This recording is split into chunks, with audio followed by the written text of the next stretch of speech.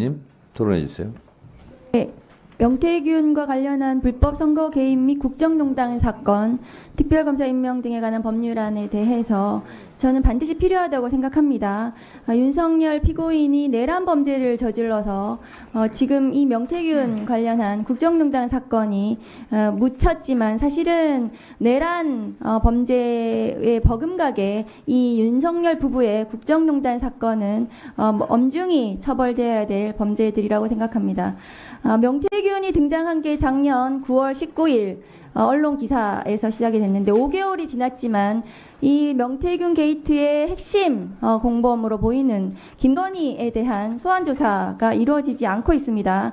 검찰은 작년 10월 31일 화면 좀 올려주세요. 명태균 황금폰을 확보했다는 황금폰을 맡아두었다는 명태균의 처남을 압수했는데 그때 처남의 헬스장 사무함에 넣어둔 황금폰 위치도 알았는데 이 사무함에 대한 압수액은 이루어지지 않았다고 합니다. 그럼 작년에 검찰은 이 사건을 덮으려고 한 것이 아닌가, 이 황금폰을 더 이상 찾지 않고, 이런 의심도 드는 상황입니다. 법무장관 대행님. 네. 다음 거 보여주세요. 이렇게 큰 사건을 계속 창원에서 수사하는 것도 저는 이해가 되지 않습니다. 황금폰이 없었는데도 불구하고 작년 11월 4일 지금 보시는 바와 같이 명태균 검찰 수사 보고서가 나온 거 보셨죠? 맞습니까? 네. 보고 받으셨나요? 당시에 이 문건을 보고받지는 않았습니다. 추후에 언론 보도를 통해서 이런 문건이 법무부는 있다는 그럼 것을- 전혀 보고 안 받으셨나요? 예, 저희는 직접 보고받은 사실이 여기에 없습니다. 김건희, 윤석열 부부와 명태균 SNS 대화 캡처가 이미지 파일 280개, 강혜경 씨 등 자택 컴퓨터에서 나온 확보한 증거가 이미지 파일이 6,892개로 언론은 보도가 되었습니다. 이 작년에 검찰 수사 보고서는 대검과 법무부에 보고가 됐을 것으로 저는 보여지는데요. 그리고 당연히 윤석열에게도 보고됐을 것이라고 저는 생각을 합니다. 그런데 이것은 그 후에 다시 12월 2일 날 명태균의 황금폰이 확보됐다는 것이 그 부분도 굉장히 의심스럽습니다. 다음 거 보여주세요. 됐습니다. 그런데 명태균, 김건희 국정농단 사건의 주역은 아까도 말씀드린 바와 같이 윤석열, 김건희 부부라고 저는 생각을 합니다. 그런데 명태균에 대한 구속 이후에 한참이 지나도록 김건희 소환 조사가 이루어지지 않고 있습니다. 창원지검에서 왜 봐주기 수사하고 있는 것입니까? 이른바 황금폰이라고 일컬어지는 휴대폰은 12월 12일 날 이미 제출돼서 검찰이 그날 비로소 확보를 한 상태고 현재까지 포렌식 과정에 있습니다. 그래서 외부에서는 수사가 진척이 되지 않는 것이 아니냐라고 보시는 분도 계신 것 같은데 그러지 않고 현재 포렌식 과정 중에 있고 참여권을 보장하는 과정에서 시간이 좀 걸리고 있습니다. 그러면은 이 포렌식 끝나면 김건희 소환 조사 가능합니까? 그건 수사팀에서 그 성역 없이 수사를 할 것으로 생각을 하고 있고 네, 아직 물적 증거 확보 분석 중이기 때문에 다음 거 보여주세요. 지금 윤석열 내란 수계 피고인, 피청구인에 대해서 법무부, 아니요, 황제 스타일링 보여주세요. 지금 윤석열 대통령 수용자잖아요. 그런데 그 머리 스타일링하고 그 장신구 시계 이런 거 착용했다는 것이 언론 보도로 드러났는데요. 이거 비용은 누가 지불하는 겁니까? 어떤 예산으로 하는 거죠? 저희가 뭐 국가적으로 특별하게 비용을 지원해준 사실은 없고 아니 그러니까 법무부 교정당국이나 그럼 경호처에서 대통령실에서 지급하는 건가요, 비용을? 지금 그러니까 헤어스타일 같은 경우에는 스타일리스트가 와서 한 부분인데 그 부분은 종전에도 정치인들 같은 경우에는 저희가 이렇게 뭐 이렇게 화면에 등장한다거나 할 때는 기본적으로 정치인 누구요? 이미 복수의 사례가 있습니다. 예. 헌법재판소에 내란 수계로 탄핵심판 받고 있는 사람하고 선거에 나가는 정치인이 지금 스타일링 받는 거하고 다 똑같습니까? 기본적으로 총뿌리고 저는 내란 수계 피고인, 피청구인에 대해서 지금 머리 저렇게 해주는 게 맞나요? 마지막 거 보여주세요. 그리고 저 시계하고 왜 저런 가발 같은 거 왜 해줍니까? 저런 거 비용은 누가 해주고 시계는 왜 차고 있습니까? 그 부분은 제가 확인할 사항이긴 한데 그 과정에 있어서는 저희가 관련 규정이라든지 철저하게 준수한 것으로 알고 있습니다. 그리고 헌법재판소 피청구인이 탄핵심판 받는다고 나와가지고 법정에 들어오지도 않고 구치소로 돌아가지도 않고 대기실에 있어요. 어제도 그랬습니다. 4시 이후에 증인신문 하는데도 나와 있지도 않아요. 대기실에서 뭐 하는지도 모르겠어요.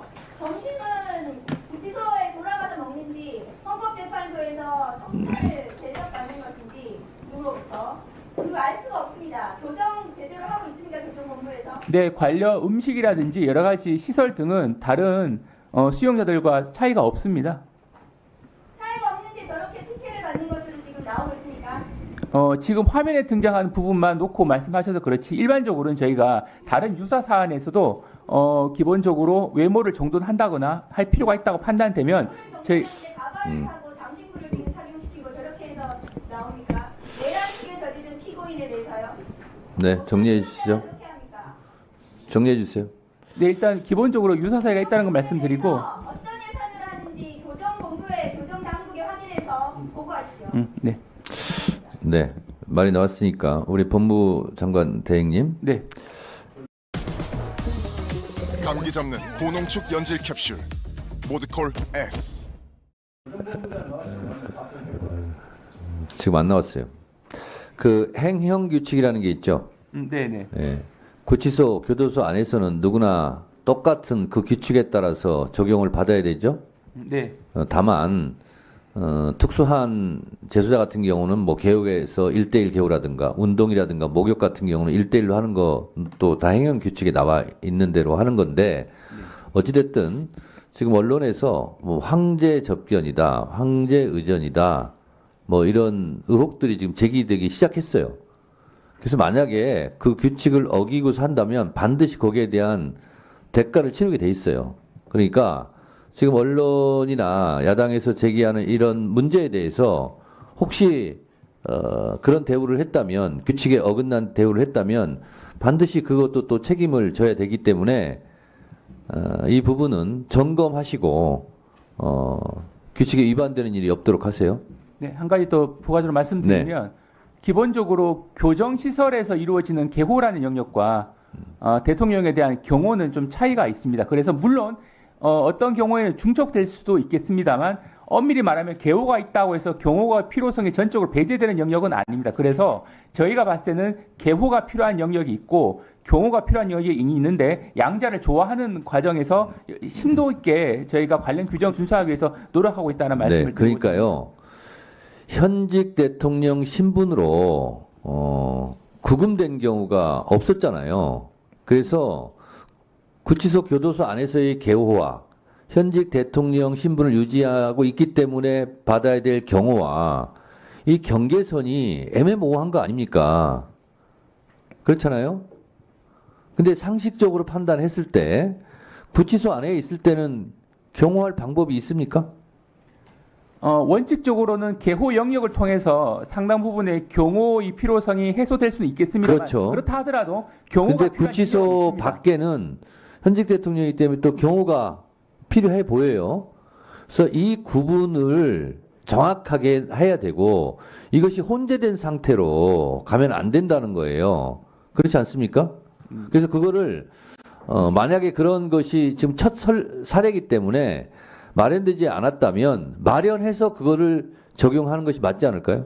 네, 또 기본적으로 중구난방으로 하는 것이 아니라. 제 법무부 그리고 교정본부 입장은 개호와 경호의 양자의 필요성은 분명히 존재하기 때문에 다만 우려하는 바를 고려해서 그 예. 부분을 다음번 법사위 회의 때까지 보고해 주세요. 네. 어떻게 할 건지. 스픽스는 말하는 언론입니다. 대세는 유튜브, 그중에서 스픽스. 좋아요, 댓글, 구독, 알림 설정. 여러분이 저희를 사랑해 주시고 우리가 여러분을 사랑하는 4가지 방법입니다.